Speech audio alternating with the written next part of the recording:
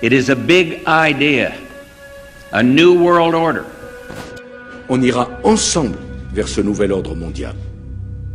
Et personne, je dis bien, personne ne pourra s'y opposer. On peut imaginer, rêver d'un Jérusalem devenant capitale de la planète qui sera un jour unifié autour d'un gouvernement mondial. C'est un joli lieu pour un gouvernement mondial. Et la transformation de l'Europe autour d'une vision partagée est la condition d'un nouvel ordre mondial plus stable, apaisant les rivalités des puissances. Il est temps de travailler ensemble à l'avènement d'un nouvel ordre mondial. Y aura-t-il un nouvel ordre mondial après cette crise? Ce qu'il faut éviter, c'est qu'après la crise, on considère que nous avons vécu une parenthèse, et qu'après la crise, on soit victime d'amnésie et que tout reparte comme avant. Ça, ce n'est pas possible. En fait, on compare souvent la grave crise de la guerre 39-45 et puis maintenant la nouvelle crise, cette fois pandémique, que nous vivons. Après la guerre de 1939-1945, les États ont décidé de s'unir, de créer des outils pour éviter un nouveau conflit mondial. C'est à ce moment-là qu'on a créé les Nations Unies. On a même créé aussi l'Organisation mondiale de la santé.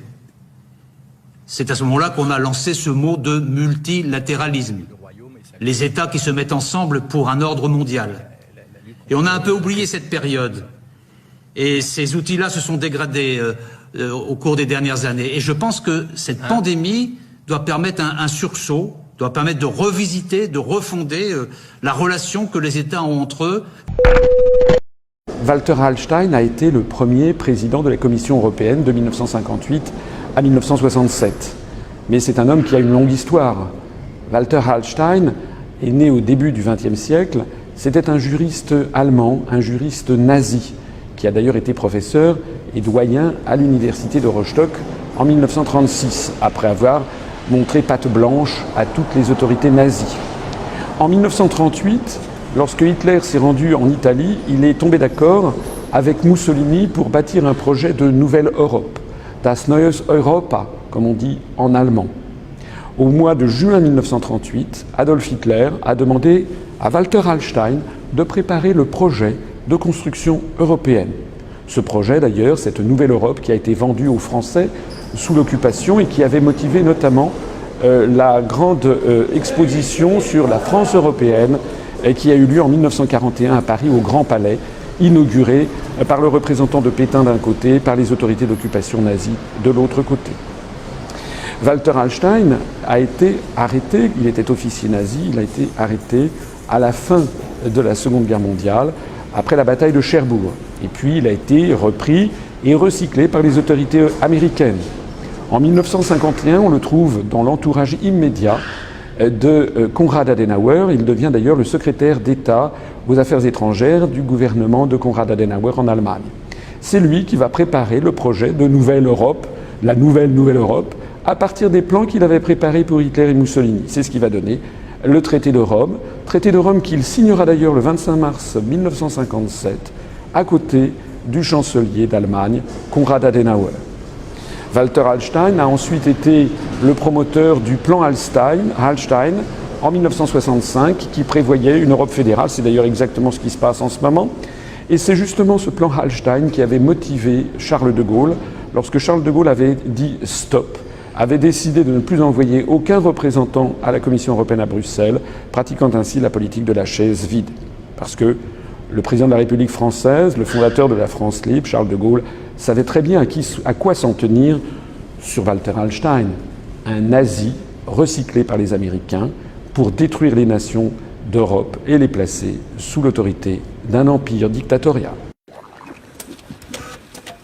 Accès archives. Hydra a été fondée sur la conviction que l'humanité fait un mauvais usage de la liberté. Ce que nous n'avions pas prévu, c'est que si on essaie de les priver de leur liberté, les hommes résistent. La guerre nous a beaucoup appris. Il fallait que l'humanité renonce à sa liberté de son plein gré. Après la guerre, les Shield fut fondé et j'ai été recruté. La nouvelle Hydra a grandi, un magnifique parasite à l'intérieur du Shield. Depuis 70 ans, dans le plus grand secret, Hydra a alimenté les crises et tiré profit de la guerre. Et quand l'histoire ne coopérait pas, Hydra a changé le cours de l'histoire. C'est impossible, le Shield vous en aurait empêché.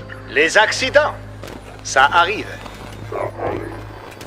Hydra a créé un monde tellement chaotique que l'humanité est maintenant prête à renoncer à sa liberté pour obtenir la sécurité. Quand le processus de purification sera terminé, le nouvel ordre mondial d'Hydra verra le jour. Nous avons gagné, Captain. Quoi que tu penses, quoi que tu fasses, tu déconnes pas avec le nouvel ordre mondial. Le nouvel ordre mondial, il tient en une phrase vraiment très simple. Alors même si t'es complètement con, une possibilité que je n'écarte pas, tu devrais comprendre. T'es prêt? On y va, écoute bien.